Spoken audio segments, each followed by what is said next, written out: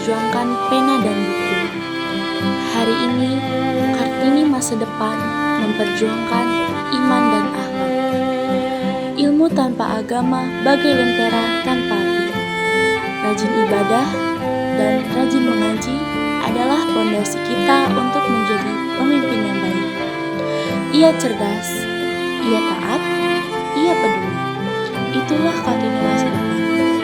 Wanita yang kuat, wanita yang solehah, yang mampu membawa perubahan nyata.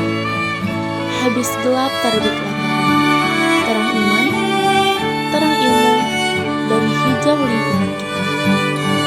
Jadilah Kartini yang bermanfaat bagi semua.